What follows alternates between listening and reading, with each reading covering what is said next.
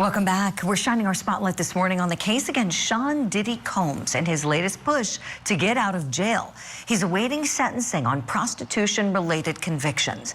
His lawyers just filed a brand new motion for bond. So what's it mean? I sat down with his lead attorney, Marc Agnifilo, to find out. With me now, Sean Combs' attorney, Marc Agnifilo. Marc, great to be with you. Thank you for being on the program today. And might I just say, I got to see you deliver the closing arguments in the case, and you were an outstanding advocate for Mr. Combs. Oh, thank you very much, and thanks so much for having me. You're very welcome.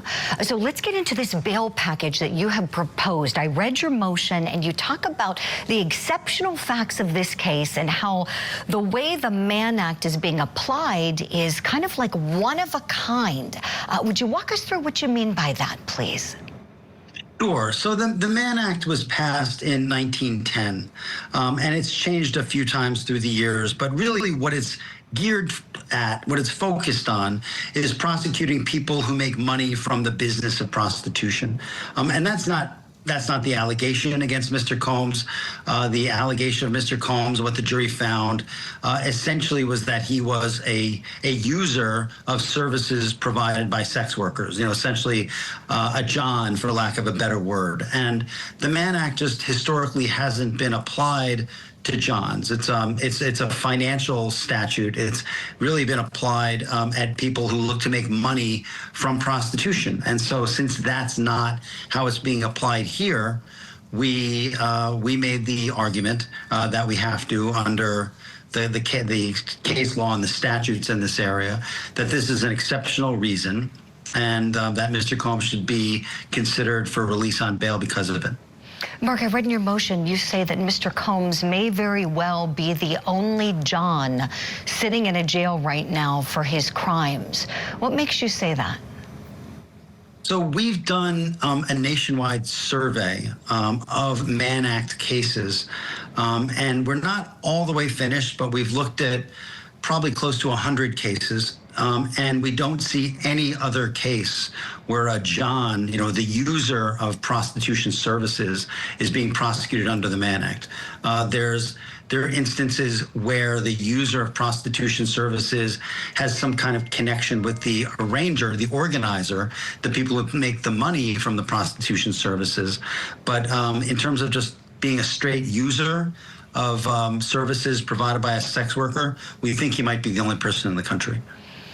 I certainly see what you're saying and can appreciate the legal argument you put forth in your motion for bail for Mr. Combs, Marc. And even if the judge agrees, let's say the judge agrees that this is an exceptional application of the Mann Act and your client may be the only one who's jailed right now. You've cited every other case you can find. It's an ROR type bond situation. What about the other component that we know the judge is very concerned about, and that is your client's propensity for violence? Even you yourself acknowledge that in the closing arguments of the case with what happened to Cassie on the video that the world saw, and in the instances with Jane. How can you reconcile your position now in this motion for bail, that he should be free and is not a danger to the public, when we know these instances happened in the past? So I think the key thing with what you said is that it happened in the past. I mean, the only instance that we have in recent memory was one, and the trial evidence showed this, where Jane essentially, started a fight with Mr. Combs, smashed his head against the counter, threw glasses at him. Jealousy was always a feature of their relationship, and Jane was jealous of his relationship with another woman. And so that was about 14 months ago that happened. But other than that, everything dates back, a number of years, 2018 and before. And as we made, the point we made in the bail application as well is, Mr. Combs is seeking counseling, was seeking counseling for domestic violence before he was arrested.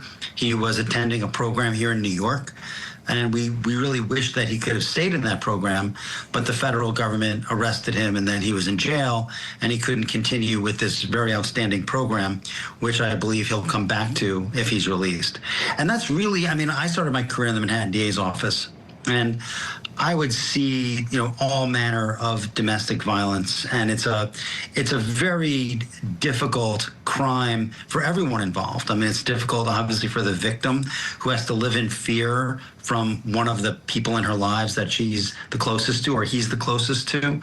But what I saw in the DA's office is that these were not resulting in lengthy prison sentences.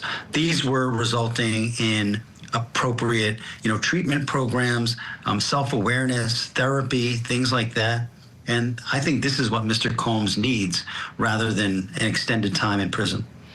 Marc, my understanding is that Jane wrote him a letter to get into the batterers program before he was arrested for the instant case. Is that correct? So they were in the process of writing a letter. So what happened with Mr. Combs, and this is because of his notoriety, and I think this is really unfortunate, is that I tried very hard to get him into a batterers program in April, April and May, before he got arrested. And I think because of his notoriety, a lot of these programs didn't want to take him. And so I think what was happening around the time of the incident that was testified to at the trial is that Jane was, in fact, helping him write a letter to get into one of these programs. And at the end of the day, he didn't get into the program that I think the letter was directed to, but we got him to another program, and he did start, therapy and counseling in that program, and did that for several weeks before he was arrested. So that's what your question is. The answer is yes, that is true. And thank you for that, Marc. Is he availing himself of any programs now in the jail? So the MDC doesn't have the programming that some other jails do, because it's not a final holding facility. It's really for people who are in a pretrial posture. So it's by its nature somewhat transient. So other prisons where people go to serve their sentences have much better programming, and so the programming at the MDC is not really that well established. That being said, we've cobbled together therapists and people who go in and and speak with Mr. Combs, and he is availing himself of that. When we come back after this break, we're going to turn our attention to sentencing. Currently, the date is set for October 3rd. Remember, Diddy was acquitted of the crime of racketeering conspiracy, acquitted of the sex trafficking offenses, convicted of transportation to commit prostitution. That carries a maximum allowable penalty of up to 10 years in prison. When we come back, I ask his attorney what he's hoping for in terms of a sentence, and Diddy's plans after it's all said and done. We'll be right back.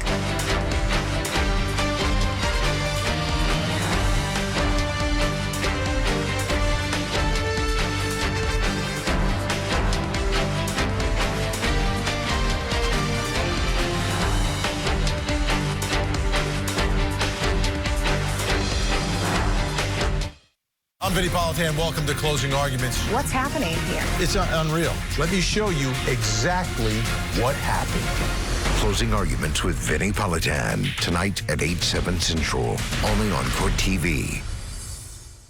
These are the cases that captivated the world. Couldn't keep my life straight. They were killed by their own children. That challenged the legal system and ourselves. Court TV, Legendary Trials. Welcome back to Opening Statements. I'm Julie Grant. So how much prison time should Sean Combs be sentenced to? And what are his plans when the time comes for him to be released eventually? My conversation with his lead defense attorney, Marc Agnifilo, continues. Marc, I want to talk to you about sentencing, please. Have your expectations with the federal government changed at all with Maureen Comey being let go from her position? No, I thought Maureen Comey was an outstanding lawyer, and is an outstanding lawyer, and I think will go on to have a terrific career, regardless of where she is. I think it's a loss to the U.S. Attorney's Office and it's unfortunate, in my view, what happened to her personally. I got to know her and all the members of the government trial team pretty well during the trial, and I have a great deal of respect for all of them, including Ms. Comey. But no, that's an outstanding office. The Southern District of New York has a deep bench, as they say.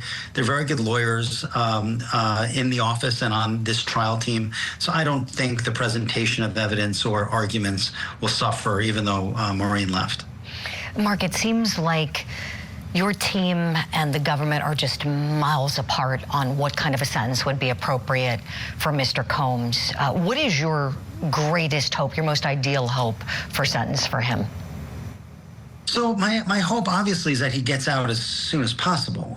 We filed a bail application this morning, and my hope, obviously, is that the judge sees the wisdom in that and agrees with us. The government will oppose it, and the government will oppose it for reasons that they believe are sound. Now, in terms of sentencing, we believe that a sentence along the lines of time served is more than sufficient. If you look at what Johns are sentenced to, even if they're prosecuted in the first case in this country, no one's doing close to the time that Mr. Combs has done in jail. So I think we have to treat like cases alike, and I think he should be released in short order. Marc, what are his hopes for his life? Because at some point this will all be said and done. We don't know what exactly the sentence will be that the court imposes, but after that, does he hope to return to music? I don't know that he's thought that far ahead. The phrase he uses with me, and I can share it because he said that I could, is he says he feels he has more to give. And I think that's the focus. I think that he has spent a lot of time reflecting. He's a religious man. He's a man who has 7 children. He takes care of them, all of them. He takes care, one of the long-term relationships with whom he had 4 kids, has passed away, but the rest he takes good care of the women he's in a relationship with. He's really a very caring, dedicated person. And so I think he wants to emphasize that part of his life, come out of jail, spend some great time with his children, who he misses very much. They get to see their dad. And I think he's going to be happy in the short term, having the simpler pleasures in life, but I expect he's a genius in my view. And he has unparalleled talent and ambition and vision. And I would say vision is probably the most pronounced of all those things. And I expect big things out of him. But I think we need to let him have a little transition, have some downtime. I just spoke to him an hour ago. I said, I'm not going to rest until you feel the hot August sun on your neck. And have the simple things in life, and you can take it from there. And I think he sees the wisdom in that. Marc, he really couldn't have a better advocate. I mean that sincerely, advocate to advocate. I was incredibly impressed with you and what I got to see and how passionately you've worked for him and his defense. One last question before I know we have to let you go. As you know, no cameras are allowed in federal court, and that's something I hope that changes one day.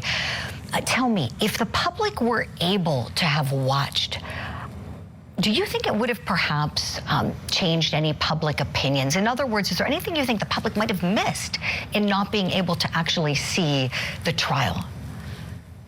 That's a great question, and it's such an interesting issue. I mean, there's something about federal court that's wonderfully traditional. They didn't have cameras in 1789 when the Southern District was created, and it hasn't changed. And there's so much about trying cases in federal court where things haven't changed, and there's so much about that that's wonderful. That all being said, I do think the public would have come to view Mr. Combs very differently than the way he was depicted in the tabloids and in these lawsuits, which lack merit.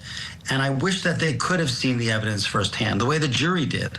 And one thing I want to throw out, Not too much, but there's been a little second guessing I've seen of the jury verdict by some people in some publications, and this was an immensely dedicated jury. They were on time every day. They paid close attention. They all took notes. You can tell when a jury is really functioning at 100%, and this jury was. And I wish that everyone could have seen what the jury saw. I think that would have been very good for Mr. Combs and very appropriate for the world to have seen it with their own eyes. Most definitely. And the respect you showed us in this interview that you're exuding for the other side. Everyone's just doing their job. The government did what they felt was best under the circumstances, following the law as they saw, and you all did your job advocating for your client. Marc Agnifilo, thank you so much for the conversation. I hope we can talk again sometime. Thank you. I hope so too. All right, so now let's take a look at the defense's bond proposal package. So Diddy's legal team is proposing that their client be released on a $50 million bond and that he be allowed to live in his home in Miami. I should say it's a mansion, it's really a mansion, as he awaits his sentencing in October. Now, the bond would be co-signed by 3 financially responsible people. His travel would be limited. It'd be limited to Florida and to New York, and his passport would be surrendered. His lawyers say if necessary, they would even add in home detention, so electronic monitoring, private security, mental health treatments, also substance abuse treatment, and electronic surveillance to make sure that he stays where he's supposed to stay.